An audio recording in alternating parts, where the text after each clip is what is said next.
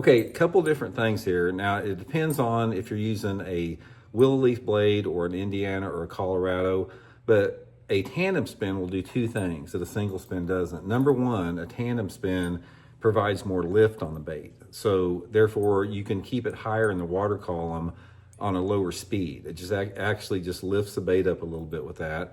And second with that, it provides more flash, because when you have two blades flashing, it creates a different look than a single spin. More flash and more lift are the two primary things with that.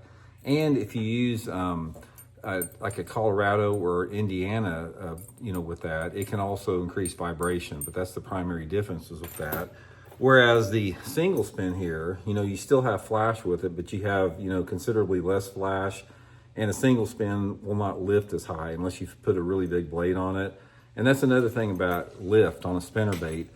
Lift on a spinnerbait is all a matter of the size of head you're using versus the size of blade you're using. The lighter the head, the bigger the blade, the more it's going to lift. The smaller the head, the smaller the blade, the more it's not going to lift. So that's primary consideration for that. Therefore, a couple different situations here when I use both. Now, the time that I use a single spin a lot of times is when I'm reeling the bait a little bit faster. A lot of times, since there's less drag on it, you can fish a single spin faster through the water column. So if you're burning a spinnerbait or waking a spinnerbait, and if you're not familiar with that term, burning or waking a spinnerbait is keeping the spinnerbait just right underneath the surface to where the blades create a little bit of a water disturbance underneath there. That's called waking a spinnerbait. Single spins are really good for that, simply because they are easier to reel at a faster pace. And then the other time that I use a single spin is for slow rolling with a heavier spinnerbait. So sometimes I'll put like a 3/4 ounce head on with like a number 6 willow leaf or something like that. I'll slow roll it over deeper grass beds, slow roll it off of steep banks. Sometimes a slow rolled spinnerbait, on a single spin, you can control it a little bit more.